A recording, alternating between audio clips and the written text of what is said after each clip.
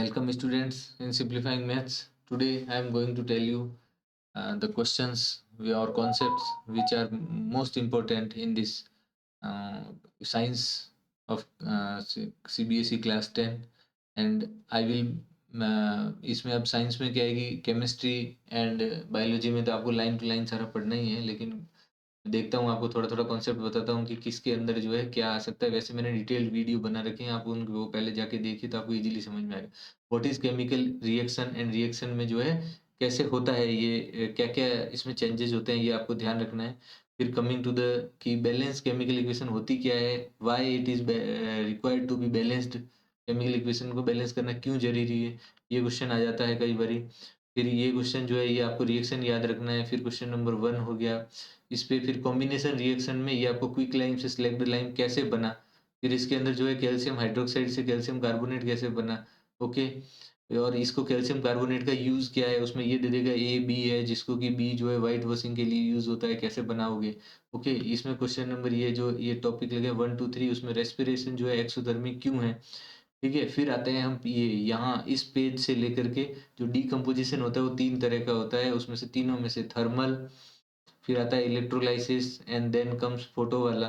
तो ये जो तीनों है, तो इसके अंदर जो है यहाँ इस पेज को मार्क कर लीजिए, आप लिख लीजिए कहीं पे पेज नंबर 8 से लेकर के एंड कमिंग टू दिस। ये क्वेश्चन नंबर 1 हो गया एंड यहाँ तक, ये यहाँ तक 11 तक आपके 5 से 7 नंबर का क्वेश्चन जो है कहीं नहीं गया है। और ये this is 100% sure. Precipitation reaction क्या है, ये बार-बार पूछा गया, हर बार ही पूछते हैं ये प्रेसिपिटेशन रिएक्शन। ये वाला जो है डिस्प्लेसमेंट रिएक्शन क्या है ना? ये क्वेश्चन एंड ये क्वेश्चन। तो कहने का मतलब ये है कि आप पेज नंबर यहाँ से लेकर के इसमें एक लाइन भी आपको छोड़नी नहीं है, चाहे कैसे भी घुमा के क्वेश्चन दे, आपको इसको कर ही देना है। ओके, उसके बाद में आ जाता है ये रेडॉक्स क्या होता है, कौन इसका ऑक्सीडाइजिंग है, कौन रिड्यूसिंग एजेंट है, आपको पता होना चाहिए। छोटे क्वेश्चन आते हैं उसमें से। कोरोजन और रेंसिडिटी क्या होता है, क्वेश्चन नंबर 1, 2 जैसे ये बोल रहा था मैं इस क्वेश्चन के बारे में। फिर coming to this exercise question number 1, question number 4 ये मैंने बता रखे हैं पहले ही, बैलेंस केमिकल इक्वेशन मैंने आपको बता ही दिया था, रेस्पिरेशन क्यों है, ये क्वेश्चन नंबर 10 एंड 11। ठीक है, क्वेश्चन नंबर 15, 16, 17 एंड 20। फिर से नेक्स्ट चैप्टर में आते हैं which is acid base and salt. इसके अंदर जो है इंडिकेटर्स क्या है, उनके रिएक्शन क्या होते हैं, कैसे उनका कलर्स होता है, ऑक्सीप्लेट मतलब type of indicators and then reaction और changes in case of acid and base के रूप में क्या-क्या चेंजेस होते हैं वो आपको पढ़ के जाना है। फिर है कि एसिड एंड बेस जो है वो मेटल के साथ कैसे रिएक्ट करता है, ये कई बार पूछा गया है। ये जो हाइड्रोजन गैस बनती है पॉप-अप के साउंड के साथ में ये दे देता है। सोडियम जिंकेट क्या होता है? Metal carbonate and metal hydrogen carbonate जो है वो मेटल के साथ रिएक्ट करते हैं तो क्या बनाता है? ये जो व्हाइट प्रेसिपिटेट है, ए, बी करके पूछ लेगा आपसे, ठीक है ना? फिर हम आ जाते हैं reaction of metallic oxide. Oxide के अंदर जो क्वेश्चन 1, 2 हो गया इसका तो, ठीक है? फिर आते हैं हम इसमें कि कॉमन क्या होता है कि H plus ion and OH minus ion जो कॉमन होता है H3O प्लस क्या होता है, स्ट्रेंथ किस पे डिपेंड करती है, डाइल्यूशन वगैरह की। फिर आता है कि ये वाला this will be the important one in this time, ठीक है। फिर आता है एल्कली क्या है, ओके। फिर आता है कि ये H3O प्लस और OH माइनस इसको क्या बोलते हैं, डाइल्यूशन। कि इस पे डाइल्यूशन एंड एसिड ये डाइल्यूटेड में उसकी डिपेंड करता है कि कौन स्ट्रेंथ ज़्यादा है उसकी। Question number 2, question number 6 pH का नाम क्या है? पीएच कहाँ यूज़ होती है? कौन सा एसिडिक नेचर में होगा? कौन सा बेसिक में होगा? न्यूट्रल की पीएच कितनी होती है? ये पूछा जाता है, ओके। स्ट्रॉन्गेस्ट का कितना होगा? वीक का कितना होगा? इसका सब कुछ डिटेल मैंने बता रखा है, आपको पढ़ना है होगा तो आप ऊपर से पढ़ लीजिए, इनमें से आएगा कुछ। देखिए लाइन टू लाइन तो पढ़ेंगे नहीं, तो मैं ऊपर से एक-एक छोटी-छोटी समरी बता रहा हूँ। डाइजेस्टिव सिस्टम में जो HCl बनता है वो क्या काम आएगा? टूथ डिके क्यों हो जाता है पीएच में? ये कौन से नेचुरल सोर्स के अंदर कौन सा एसिड होता है, इस पे बेस्ड क्वेश्चन आया। Question number 1 is important in text में, है ना। फिर आ जाओ आप इसमें, यहाँ से शुरू करिए आप, यहाँ से मेनली यहाँ से ये ब्लीचिंग पाउडर, जैसे ये कितने भी है, ब्लीचिंग पाउडर हो गया, उसका ब्लीचिंग पाउडर की रिएक्शन क्या है, उसका फॉर्मूला क्या है एंड कैसे यूज होता है। इसी तरह से बेकिंग सोडा का यूज क्या है, उसका फॉर्मूला क्या है, कैसे यूज होता है। वॉशिंग सोडा का फॉर्मूला क्या है, यूज क्या है। Then comes to the most important which is this reaction of plaster of Paris, कि प्लास्टर ऑफ पेरिस बनता कैसे है, उसका फॉर्मूला कैसे होता है, ठीक है ना। और जिप्सम का फॉर्मूला क्या होता है। क्वेश्चन नंबर 4 एंड 5 हो गया। फिर आप इसमें आए question number 7, question number 12, 13, 14, 15। Then coming to the next part which is chapter number 3 metals and non metals. उसमें फिजिकल प्रॉपर्टी क्या होती है मेटल्स की, मेलिबिलिटी, डक्टिबिलिटी, कंडक्शन, जितना भी है ये फिजिकल प्रॉपर्टी आपको ध्यान रहना ही है।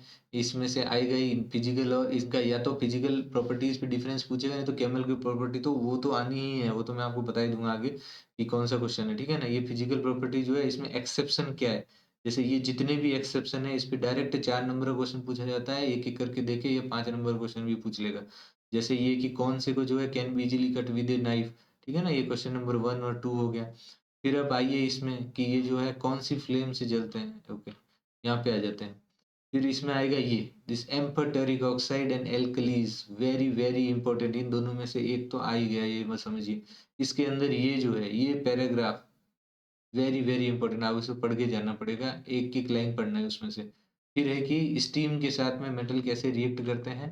Then comes this reactivity series, and reactivity series का यूज क्या है, हाउ इट रिप्लेस वन, इसमें क्या करेगा कि दो दे देगा, जैसे कि फेरस प्लस कॉपर सल्फेट दे देगा, आपको पूछेगा कि इसमें क्या बन जाएगा, या बोल देगा कि वो फेरस सल्फेट बनता है तो क्यों बनता है, उसके ऊपर ये लेयर क्यों बन जाती है, क्वेश्चन नंबर 4 और 5 हो गया जैसे, ठीक है। देन कम्स ये वाला प्रॉपर्टीज ऑफ आयनिक कंपाउंड जो है, ये वाली जो है चारों प्रॉपर्टी इंपॉर्टेंट है। फिर आता है एक्सट्रैक्शन ऑफ मेटल, सबसे इंपॉर्टेंट इस चैप्टर के अंदर ये है। इसके अंदर यहाँ से शुरू करिए, और इसके अंदर क्या होता है, कैल्सिनेशन क्या होता है, ओके, रस्टिंग क्या होता है, ये सारा कुछ याद कर लेना है आपको, कैल्सिनेशन कैसे बनेगा, ये वाला। ये आया है 2025 में, ये फिर आएगा, इनमें से मतलब किसी भी तरीके से घुमा पूछेगा, थर्मिट रिएक्शन के बारे में पूछे।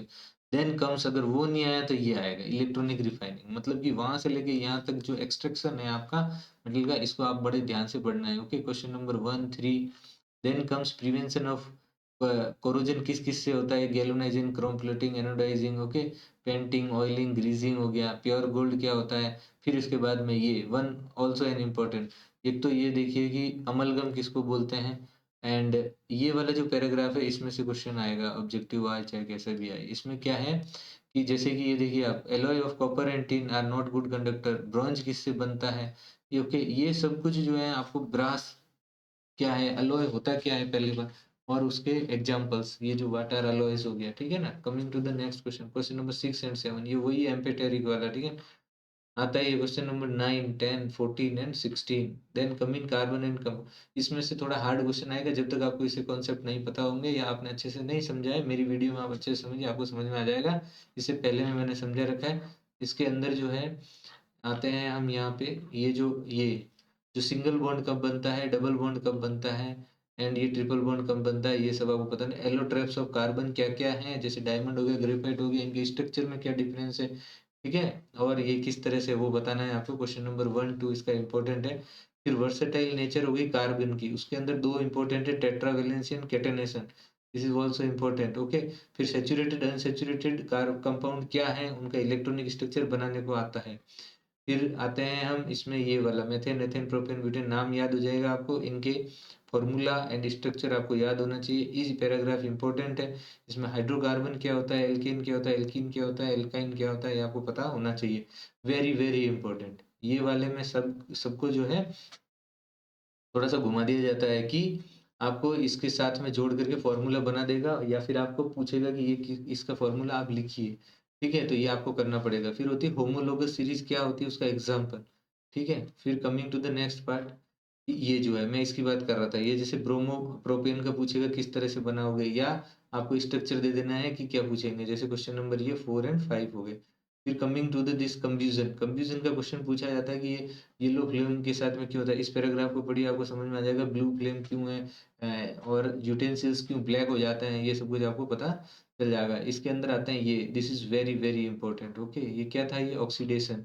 इसके अंदर ये देखिए क्या है, we have reaction in which alcohol are converted to carboxylic acid, how, ठीक है ना, ये सब भी आपको याद रखना है, नाम वो बता देगा नहीं। Addition and reaction, this is also important, okay, ये दोनों एक ही जगह दिए हुए, दोनों इंपॉर्टेंट है, ओके। इसका वन पार्ट हो गया प्रॉपर्टीज ऑफ एथेनॉल, अब आप मार्क कर लीजिए, यहाँ से स्टार्ट करिए, उसमें प्रॉपर्टीज ऑफ एथेनॉल क्या है, इसकी केमिकल रिएक्शंस क्या हैं, ये दोनों। और फिर आ जाइए, उसमें ये भी पूछता है कि इसमें कुछ भी तरह से पूछ सकता है कि H2SO4 का रोल क्या है, एथीन बन जाता है, ठीक है ना, डिहाइड्रेटिंग एजेंट क्या है, क्या इक्वेशन है, आप ये समझ लीजिए कि यहाँ से लेकर के फिर ये जो पार्ट है कौन सा, यहाँ पे एक छूट गया, ये क्या होता है अल्कोहल। फिर एथेनोइक एसिड, इसमें ये पैराग्राफ पढ़ना है। इसमें विनेगर क्या होता है, पिकल में यूज होता है 290 के, ठीक है ना। ये फ्रीजेज होता है, इसको ग्लेशियल एसिटिक एसिड बोलते हैं। मतलब कि ये यहाँ से इसमें एक भी लाइन नहीं छोड़नी है आपको।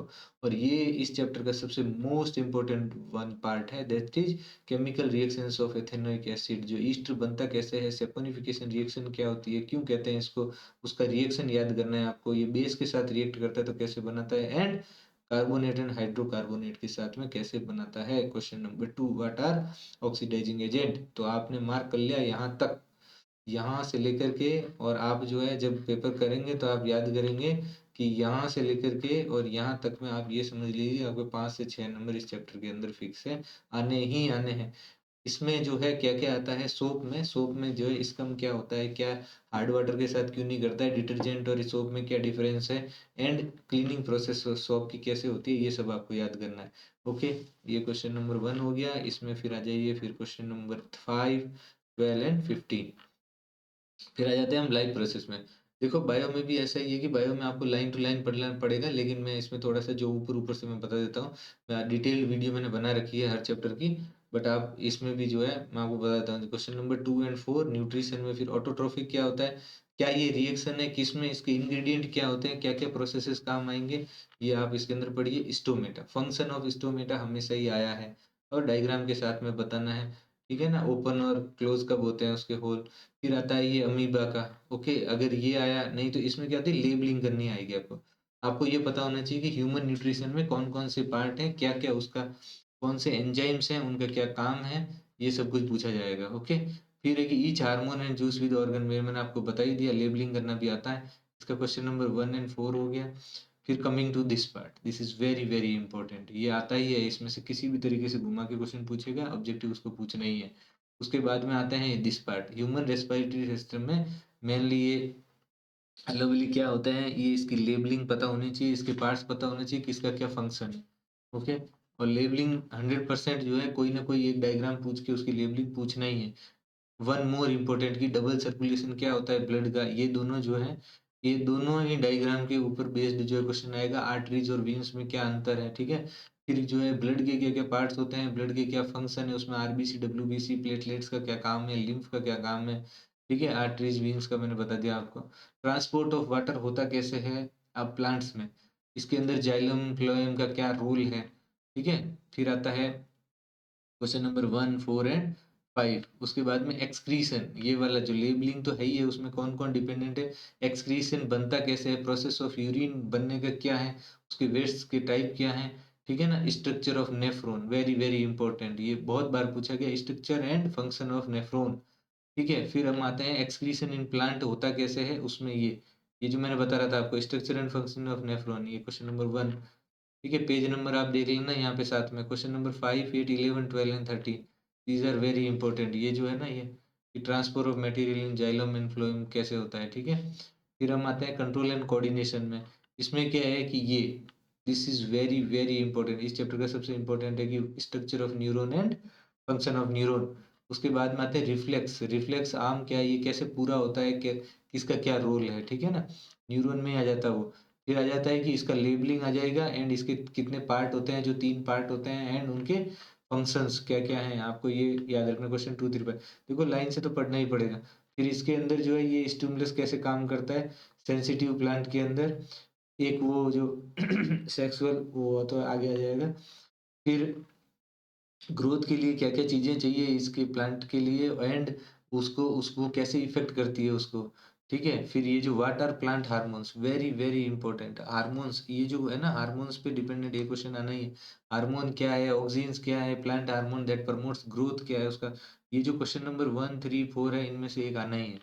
फिर आ जाते हैं हम एंडोक्राइन ग्लैंड जो है ह्यूमन में, उसका क्या रोल है, ठीक है। हाइपोथैलेमस क्या काम करता है, ओके। फिर ये वाले इंसुलिन जो है, यस इंसुलिन पे डिपेंडेंट क्वेश्चन आना ही है, बहुत इंपॉर्टेंट क्वेश्चन है उसका, कि वो हमारे शरीर को कैसे इफेक्ट करता है, हम बाहर से कैसे इंसुलिन की पूर्ति कर सकते हैं, ठीक है ना। एंड ये जो है आपको ये टेबल पूरा याद करना है अच्छे से। क्वेश्चन नंबर 1 एंड 4 हो गया। फिर क्वेश्चन नंबर 5, 8, 9, 10 एंड 11 आ गया। फिर how how do organism reproduce, इसके अंदर जो है डीएनए की कॉपी कैसे होती है।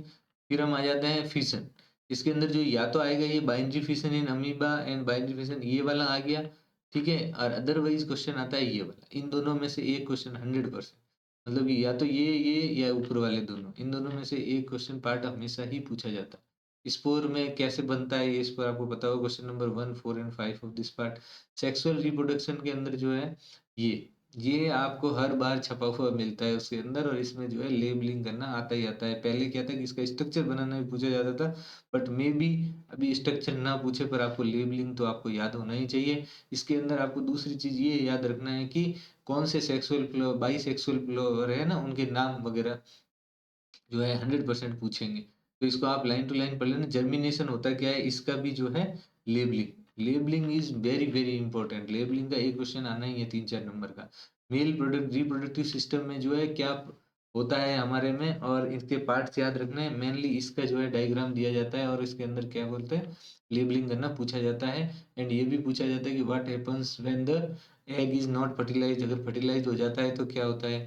ठीक है, इसके अंदर हाँ, एक क्वेश्चन जो बहुत ही अच्छा है क्वेश्चन है यहाँ पे पॉलिनेशन डिफरेंट फ्रॉम हो गया, हाउ डज़ एम्ब्रियो गेट, हाँ, ये एक तो ये वाला टाइम ऑफ प्रोबेबिलिटी पे क्या होता है और इसके बाद एक क्वेश्चन और है, जो मतलब आता ही आता है। Question number 4, 7, 8 and 9 this 8 number question. What are different method of contraception? आएगा ही आएगा ये वाला क्वेश्चन। ओके? फिर आता है हेरिडिटी। हेरिडिटी में आता है सबसे पहला कि व्हाट इज़ हेरिडिटी? ठीक है, ये हो गया क्वेश्चन नंबर 2। फिर होता है व्हाट इज़ हेरिडिटी? उसके बाद में आता है कि जो ग्रेगर जॉन मेंडल थे, उन्होंने कौन-सा प्लांट यूज़ किया, क्यों किया वो ये प्लांट यूज़, उसका नाम क्या है? और ये जो रेशियो है 1:2:1 जो F1 जनरेशन के लिए है और F2 जनरेशन के लिए है, उसमें क्या होगा? और इसके पे बेस्ड जो है क्या आता है न्यूमेरिकल। अगर उस पे न्यूमेरिकल नहीं आया तो ये वाला न्यूमेरिकल आप लिखवा लीजिए, 100% आना है। 9:3:3:1 के रेशियो में दे देगा और उसके अंदर जो है किसको करना है, बाँटना है तो किस तरह से बाँटा जाएगा। एंड देन कम्स ये हर अल्टरनेटिव ईयर या कंटिन्यू आपको रिपीटेडली क्वेश्चन पूछा जाता है कि हाउ द सेक्स डिटरमिनेशन, ये वाला how is the sex of the child determined in human beings हमेशा पूछा जाएगा। क्वेश्चन नंबर 1, 2 एंड 4 हो गया, इसका क्वेश्चन नंबर 1 हो गया। फिर देखिए चैप्टर नंबर 9 फिजिक्स में ऐसा है, फिजिक्स में कॉन्सेप्ट समझ लिया आपने, मैंने बहुत अच्छे तरीके से समझा रखे हैं। आपको वो पढ़ना है तो आप बहुत ही अच्छे से समझ पाएंगे। लेकिन अभी जो है मैं आपको पढ़ना तो पूरे चैप्टर ही है, लेकिन मेनली मैं बता देता हूँ और इसके न्यूमेरिकल्स तो सबसे ज़्यादा इम्पोर्टेंट है और न्यूमेरिकल्स जब तक नहीं होते, जब तक आपके कॉन्सेप्ट क्लियर नहीं होंगे। तो आप मेरी वीडियोज़ देखिए तो उसमें आपको पूरा समझ में आ जाएगा। सबसे पहले है लॉ ऑफ रिफ्लेक्शन क्या होता है? रिफ्लेक्शन क्या होता है? स्फेरिकल मिरर में आपको जो है डेफिनेशंस पूछी जाती है। प्रिंसिपल ऑफ एक्सिस क्या होता है? कर्वेचर क्या होता है? पोल क्या होता है? ठीक है? जो मेरे से बड़े हुए स्टूडेंट हैं उनको तो वैसे भी पता है ये सब चीज़ें, बट मैं आप सभी के लिए बता रहा हूँ, उनके लिए तो और बोनस है ये। R इक्वल टू 2F जो है इस पे रिलेटेड जो है कि फोकल लेंथ दी होगी, रेडियस ऑफ कर्वेचर क्या होगा ये मैंने बता दिया इसके ऊपर, ठीक है? फिर ये टेबल आपको याद कर लेनी है, इस टेबल पे डिपेंडेंट ये क्वेश्चन आता ही है, ये रूल्स हैं इस पे। ये जो डायग्राम्स हैं, ये आपको याद करने हैं, देखने के जाना है। Usages of concave and convex mirror हमेशा ही आता है, ठीक है?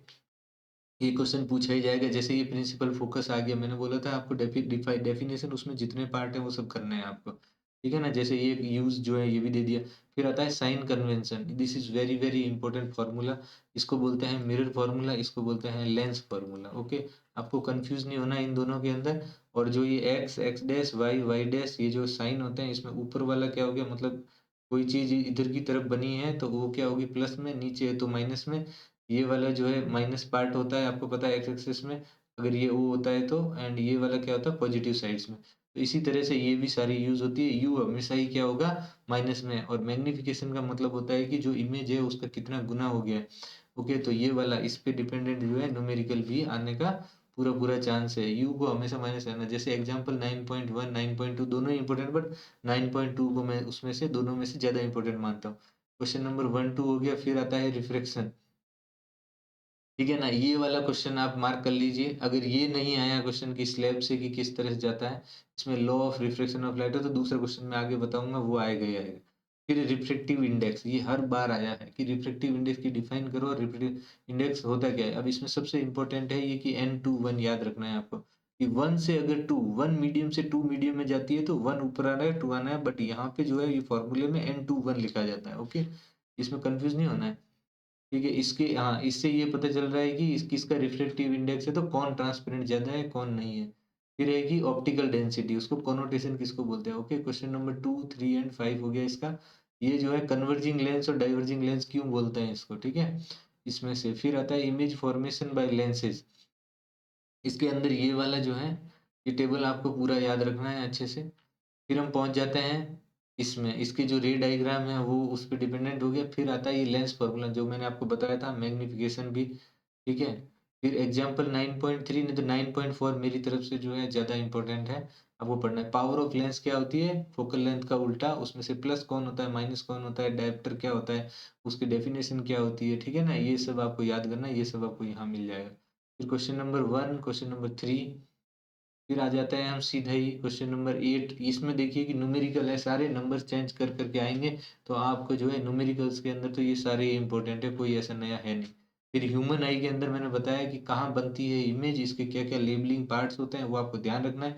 ये सबसे बड़ी चीज़ है। पावर ऑफ अकोमोडेशन, इस पे क्वेश्चन आया ही है, कौन इसके लिए इफेक्टिव होता है, सिलियरी मसल होती है, जो कहाँ इमेज बनती है, किस तरह से उसको एडजस्ट किया जाता है, ये सब कुछ क्या है, अकोमोडेशन ऑफ आई है। 25 सेंटीमीटर जो है आपकी एक नॉर्मल पर्सन जो है उसकी कैन सी ऑब्जेक्ट क्लियरली की लिमिट होती है, ये सब इस पे डिपेंडेंट क्वेश्चन आता है।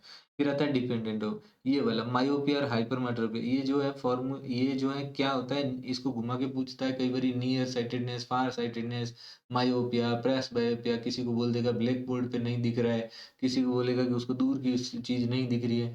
तो उसके जो ये वाले जो डायग्राम है, ये आपको अच्छे से याद होने चाहिए। इन दोनों में से एक क्वेश्चन आपको हमेशा ही मिलेगा, चाहे न्यूमेरिकल मिले, चाहे कुछ मिले।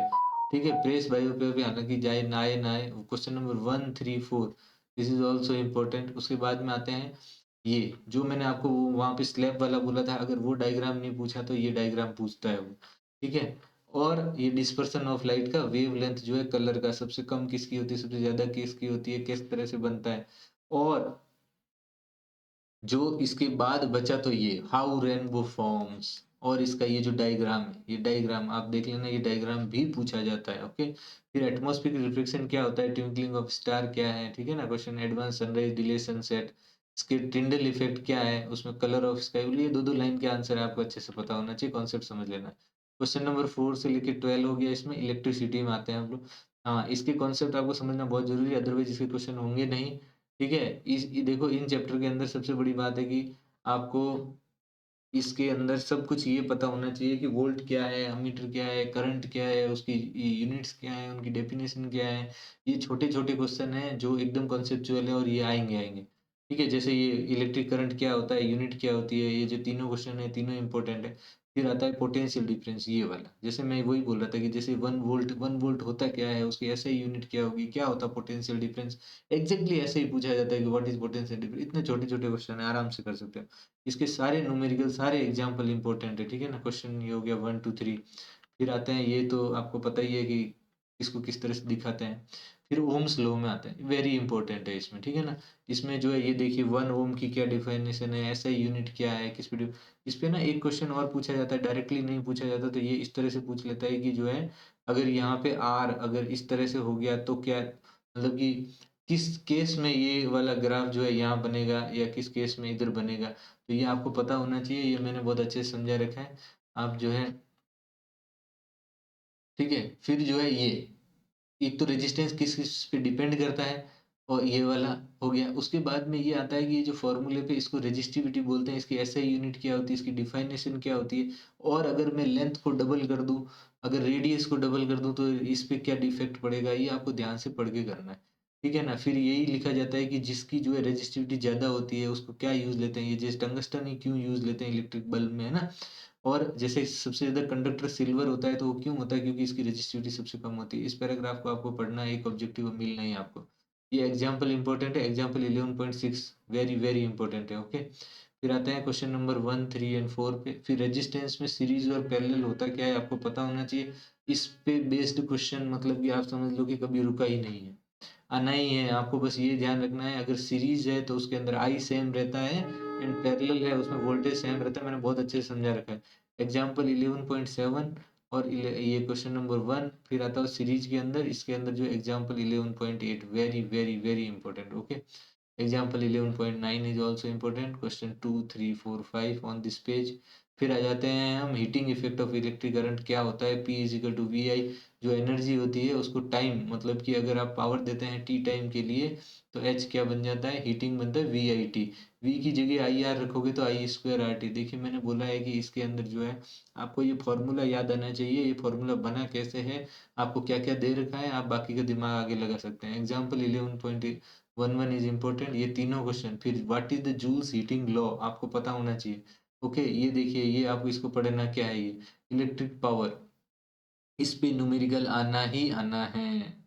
और ये वाला किलोवाट आवर होता क्या है, उसमें कितने जूल होते हैं। एग्जाम्पल 11.3 वेरी इंपॉर्टेंट, ये जो है क्वेश्चन नंबर 2 आ गया।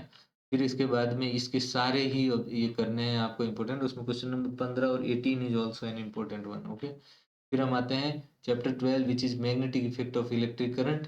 देखिए इसके अंदर तो आप ये समझ लीजिए कि 3-4 ही, इसमें बहुत ही छोटा चैप्टर है बट इसमें 5 से 6 नंबर क्वेश्चन आ जाएंगे, ये 7 नंबर तक वेरी वेरी इंपॉर्टेंट है। ओके और आपको पता होना चाहिए ये जो है यूनिट होती है मैग्नेटिक उसकी स्ट्रेंथ की। एंड फिर आते हैं हम कि मैग्नेटिक फील्ड होता क्या है, ठीक है, मैग्नेटिक फील्ड क्या है, मैग्नेटिक फील्ड लाइंस क्या होती है, मैग्नेटिक फील्ड लाइंस की प्रॉपर्टीज क्या होती है, यही आना है। इसका डायग्राम, इसके अंदर डायरेक्शन कैसी रहती है, बाहर कैसी रहती है। ओके तो मैं ये जो कंडक्टर की होती है ये आप पढ़ लीजिए, ये वाला। एक तो ये स्ट्रेट कंडक्टर, यहाँ पे तीन चीजें पढ़ेंगे, एक स्ट्रेट, एक सर्कुलर लूप और एक सोलिनॉइड। तो स्ट्रेट कंडक्टर जो है एक, और एक जो है सोलिनॉइड, ये तो वेरी वेरी इंपॉर्टेंट है, वो बीच वाला भी पूछ लिया जाता है। ये क्यों, क्योंकि इसके अंदर जो है एक राइट हैंड थंब रूल लगता है, आपको ये याद करना ही करना है। ये जो एग्जाम्पल 12.1 है इसको बहुत अच्छे से देखिए, मैंने न्यूमेरिकल पे एक अलग से वीडियो बना रखी फिजिक्स के लिए, जो कि आपको बहुत हेल्प करेगी, you should go and see to it. ये जो क्वेश्चन नंबर 2 एंड 3 है। फिर आ जाते हैं हम इसमें सर्कुलर लूप में। फिर सर्कुलर लूप में कौन सी डायरेक्शन ये यूनिफॉर्म क्यों होती है, किस पे डिपेंड करता है, इस तरह क्वेश्चन आता है। ओके फिर है कि ये सोलेनोइड, सोलेनोइड पे बेस पे मेरे को जो लगता है कि 100% ये this is my favourite one question, कि सोलेनोइड पे मैग्नेटिक फील्ड कैसे होती है, इसमें इलेक्ट्रोमैग्नेट क्या होता है, इलेक्ट्रोमैग्नेट और बार मैग्नेट में डिफरेंस क्या होता है। आप ये सोलेनोइड बेसिस, इस पे डायरेक्शंस कैसी रहती है मैग्नेटिक फील्ड की, और किस अंदर जैसे यूनिफॉर्म होता है वो आपको पता होना चाहिए। आप इसकी इलेक्ट्रोमैग्नेट जो बनता है उसमें क्या क्या मेटल्स यूज कर सकते हैं, और क्यों वही मेटल यूज किए जाते हैं, सोलेनोइड की स्ट्रेंथ किस पे डिपेंड करती है, ठीक है। और फिर आता है हमारा ये जो क्वेश्चन नंबर 2 है, फिर ये क्वेश्चन नंबर 3। फिर आ जाते हैं इसमें कि ये जो डायग्राम है, इस पे केस बेस्ड क्वेश्चन बहुत बार आया हुआ है कि अगर मैं इस करंट का फ्लो चार्ज कर दूं तो इसका डिस्प्लेसमेंट बढ़ेगा कि नहीं, अगर इस स्ट्रेंथ, अगर इस मैग्नेट की बढ़ा दूं तो क्या होगा, इस रोड की लेंथ बढ़ा दूं तो क्या होगा। ये सारी क्वेश्चंस आपको पढ़ने हैं, ये कई बार आया हुआ है क्वेश्चन। फिर आता है नेक्स्ट एक one more important thing which is example 12.2 and this Fleming's left hand rule, इसको डायरेक्टली पूछा जाता है। क्वेश्चन नंबर 1 और 3 आप इनको छोड़ के चले जाता हो, ये थर्ड क्वेश्चन बहुत इंपॉर्टेंट है, ये आने का चांस है, कहीं ऐसा ना हो जाए ये आपको जाते ही सामने ही दिख जाए। फिर ये डोमेस्टिक इलेक्ट्रिक सर्किट, इसमें आप समझ लीजिए कि क्या क्या क्वेश्चन आ सकते हैं, कि डोमेस्टिक इलेक्ट्रिक सर्किट के अंदर एसी जो है वो जो है डीसी से ज़्यादा अच्छा क्यों माना जाता है, क्या उसकी बेनिफिट्स हैं हमारे। फिर उसमें आता है कि जो अर्थिंग में लगे थे कितनी तरह की वायर होती है, लाइव, न्यूट्रल, अर्थिंग, उनके कलर क्या होते हैं, किस लिए होती है। फिर उसमें आता है कि अगर ओवरलोडिंग और शॉर्ट सर्किट क्यों होते हैं, उनको प्रिवेंट कैसे किया जा सकता है। ओके तो ये जो कलर, इसके फंक्शन, ये सारा पता होना चाहिए, उसके प्रिवेंशन पता होना चाहिए। क्वेश्चन नंबर 2 एंड 3 हो गया, ठीक है। और इसका क्वेश्चन नंबर 3, 5 एंड 7, 8, 9, आप ये समझ लीजिए ये जो 7th क्वेश्चन है ये आपको ऐसे ही मिलेगा, अगर नहीं हुआ तो डायरेक्टली। ओके अगर आपसे फ्लेमिंग इनके किसी के भी रूल पूछ लिए तो ठीक है, नहीं मिले तो ये 100% मिलेगा, नहीं तो आपको क्वेश्चन सोल्व नहीं मिलेगा। अवर एनवायरनमेंट बहुत छोटा सा चैप्टर है, इसको तो आप पूरा ही पढ़ लो भाई, इसके अंदर पूरा इंपॉर्टेंट, क्योंकि ये तो सारे ही इंपॉर्टेंट है, इसमें इतने ही क्वेश्चन है कि जितने मार्क्स करना है उतने तो क्वेश्चन भी नहीं बनते इसके अंदर ढंग से।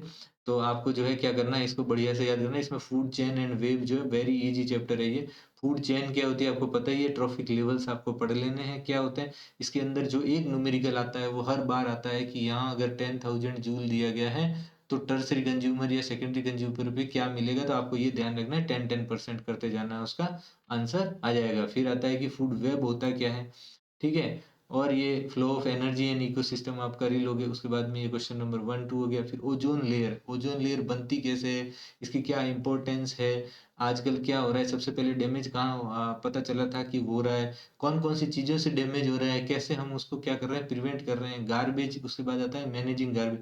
गार्बेज होता क्या है, कितनी तरह का होता है, बायोडिग्रेडेबल, नॉन बायोडिग्रेडेबल। फिर उसके लिए हम क्या क्या कर रहे हैं जिससे कि वो क्या हो जाए, कैसे ये इफ़ेक्ट करेंगे और कैसे हम उसको प्रिवेंट करने के लिए हम आज के टाइम में क्या-क्या ऐसे चीज़ें कर रहे हैं जिससे कि गार्बेज, जैसे ये देखिए, what are the problem caused by this, और जो है कि अ, हम जो है उसको रिमूव करने के लिए या उसको प्रिवेंट करने के लिए, गार्बेज का वेस्टेज है उसको रिमूव करने के लिए हम लोगों ने क्या-क्या उसमें काम किया है। तो हम जो है ये वाले जो है मैंने बहुत बढ़िया से जो है ये पूरे का पूरा समझा रखा है मेरे नोट्स में और क्लासेस में, आप उसको अच्छे से पढ़ लीजिए। फिर मैं ये कहना चाहता हूँ कि अभी हमने जो है बहुत ही फास्टली आपको मैंने बता दिया है, एंड बहुत ही जल्द मैं एक डिटेल्ड वीडियो लेके आऊँगा पर चैप्टर वाइज़, एंड आपको बताऊँगा कि क्या-क्या कॉन्सेप्चुअल क्वेश्चन आते हैं। आपको ये है कि आपको यही समझ में आ जाएगा कि क्वेश्चन उससे बाहर एक भी क्वेश्चन नहीं आएगा, and I will try to make a short video on that. Till then, best wishes to you from my side, Simplifying Maths. Take care. I hope you all understand this concept. Do well. Take care. We will meet in the next classes. Thank you.